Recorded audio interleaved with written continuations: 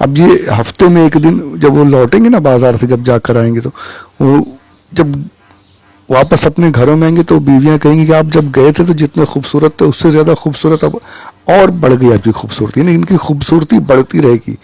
یہ مردوں کو بھی یہی کہ اپنی بیویوں سے کہ تم اور زیادہ خوبصورت ہو گئی ہو، بیویاں اپنے شوہر سے کہیں گی کہ آپ اور زیادہ خوبصورت ہو گئے. یعنی اور خوبصورتی ڈھلنے کا، وہاں کم ہونے کا کوئی معاملہ نہیں جی، نہیں.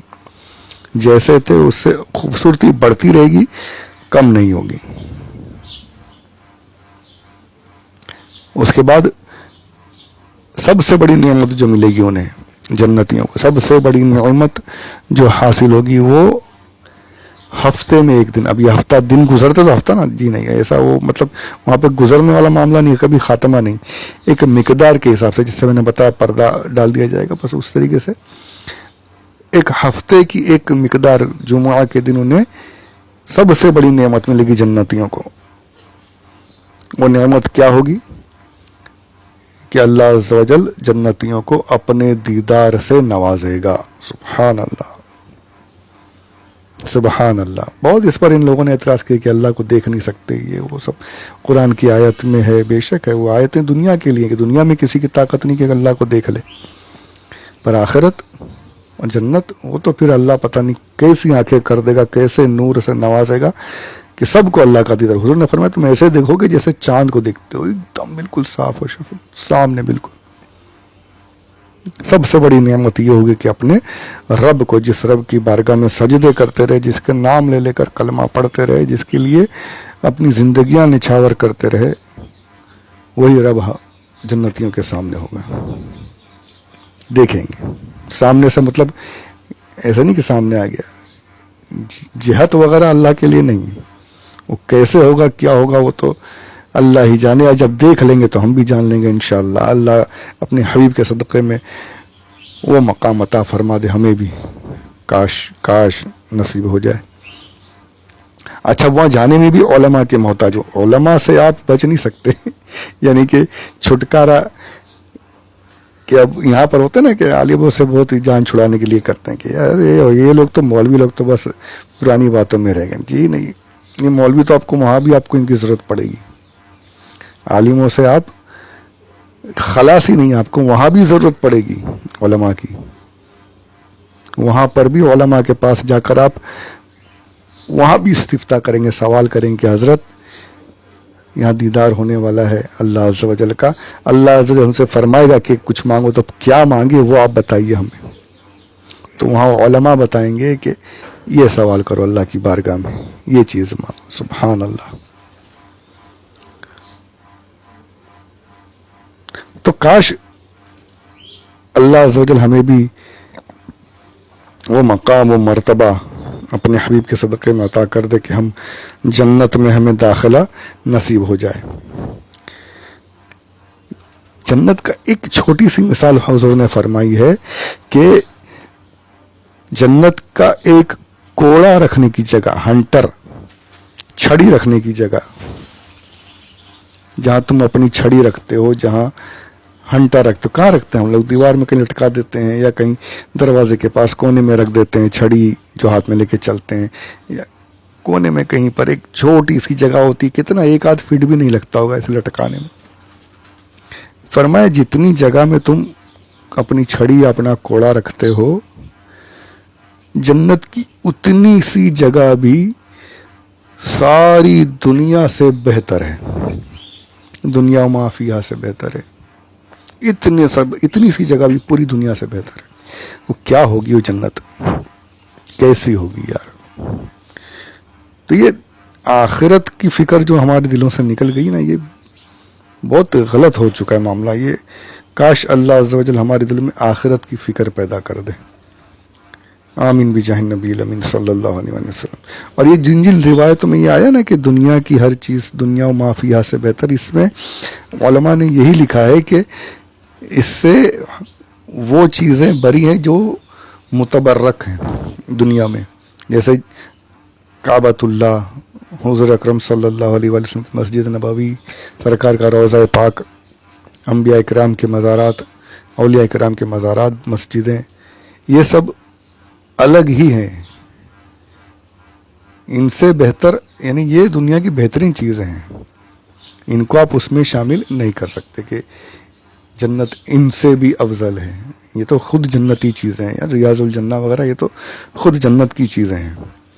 تو یہ چیزیں اس سے مستثنا ہیں، اس کو دھیان میں رکھیے گا.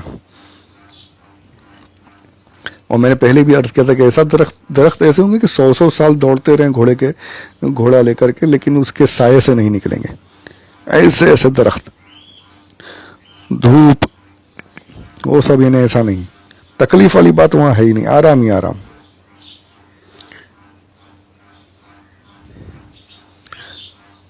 مرتبے، درجات ہوں گے، کیٹیگریز ہوں گی. سرکار نے فرمایا تم ایسے دیکھو گے جیسے تاروں کو دیکھتے ہیں نا، اس طریقے سے تار جنتی ایسے مرتبوں میں ہوں گے. کوئی جیسے اونچے مقامات پر. اب وہ دیکھ کر حسد نہیں ہوگی، حسرت ہوگی. حسد یعنی یہ کہ یار یہ اوپر چلا گیا، میں، وہ سب نہیں. وہاں پہ وہ برے جو کینہ پروری جو نا دل، وہ تو اپنے آپ اللہ ہی نکال دے گا. حسرت ہوگی کہ کاش میں بھی کر لیتا تو میں بھی وہاں پر ہوتا یار.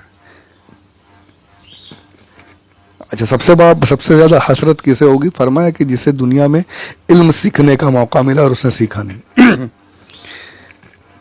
علم دین حاصل کرنے کا موقع ملا، اس نے حاصل نہیں کیا، بہت حسرت کرے گا. کاش میں علم سیکھ لیتا، عمل کرتا تو میں بھی آج اور اونچے مقام پر ہوتا. یہ نہیں کہ اپنے مقام سے اس کو کمی غم ہوگا، جی نہیں، اپنے مقام پر خوش، لیکن وہ ہوگا کہ کاش میں کرتا تو اور آگے جاتا، اور اونچا مقام مل جاتا.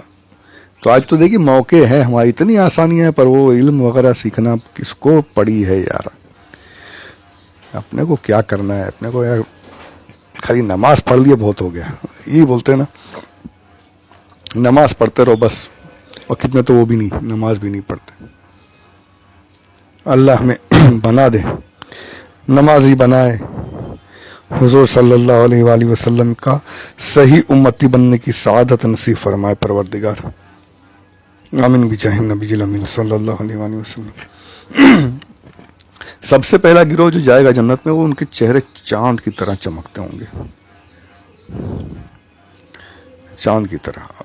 حضور صلی اللہ علیہ وسلم نے فرمایا کہ سب سے زیادہ میری امت جائے گی جنت میں. جنتیوں کی 120 صفیں ہوں گی، لائن روز ہوں گی 120.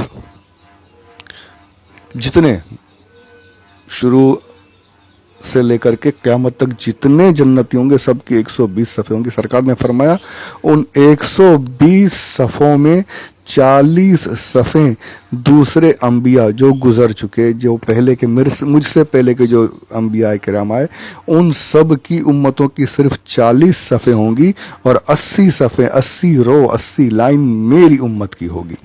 سبحان اللہ، سبحان. سب سے زیادہ سرکار صلی اللہ علیہ وآلہ وسلم کے امتی جنت میں جائیں گے. یہ انبیاء کرام کی توہین نہیں ہے، ان کی بے عزتی کرنا مقصود نہیں. مطلب یہ ہے کہ جو کام اللہ عز و جل نے حضور صلی اللہ علیہ وسلم سے لے لیا کہ قیامت تک کے لیے حضور کا دین رہنے والا ہے، تو وہ دین میں اتنے امتی سرکار کے بن جائیں گے کہ سب سے بڑھ کر سب سے زیادہ امتی میرے آقا صلی اللہ علیہ وآلہ وسلم کے ہوں گے. 80 صفیں حضور کی یعنی ہماری ہوں گی، اس امت کی ہوں گی. سب سے پہلے فرمایا سب سے پہلے میری امت جنت میں جائے گی. یہ امت سب سے پہلے جنت میں جائے گی، اس کے بعد دوسرے انبیاء کرام کی امتیں جائیں گی. فرمایا جن سب سے پہلے جانے والوں کے چہرے چاند کی طرح چمکتے ہوں گے. یہ انبیاء کرام کے جو چہرے ہوں گے نا، وہ چاند کی طرح اور سورج کی طرح چمکنے کی خاصیت یہ میرے آقا صلی اللہ علیہ وسلم کے ساتھ خاص ہوگی.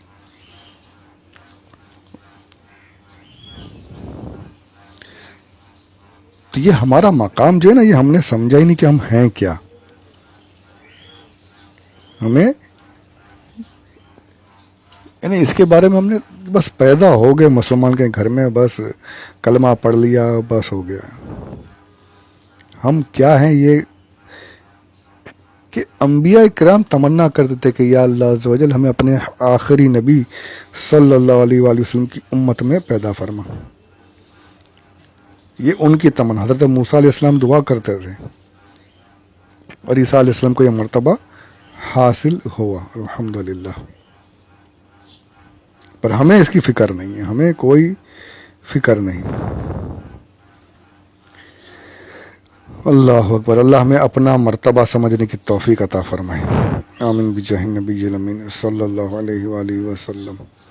سونے اور چاندی کی اینٹوں سے بنی ہوئی جنت، سیمنٹ کی جگہ پر خوشبودار مٹی اور مشک و عنبر لگے ہوں گے، ویسی جنت.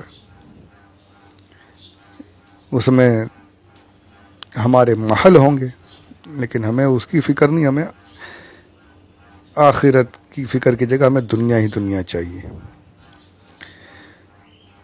اللہ عز و جل اپنے حبیب صلی اللہ علیہ وآلہ وسلم کے صدقے و طفیل میں ہمیں آخرت کی فکر کرنے کی توفیق عطا فرمائے.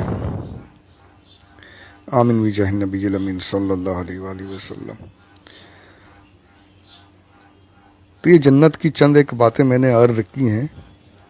ایسا نہیں کہ صرف اتنا ہی ہے، بہت کچھ ہے، بہت سی باتیں لکھی ہیں. جب وہ انشاءاللہ ہم آیتوں پر پہنچیں گے تو اس میں بھی، وہاں پر بھی انشاءاللہ یہ باتیں آئیں گی، وہاں پر بھی کچھ باتیں عرض کر دیں گے انشاءاللہ عز و جل. اب اس کے بعد جو ایک روایت وغیرہ ہے، میں انشاءاللہ اس کو اس کے اگلے آڈیو میں پیش کروں گا، اور اس کو اس آیت کو پھر وہاں پر مکمل کرتے ہیں.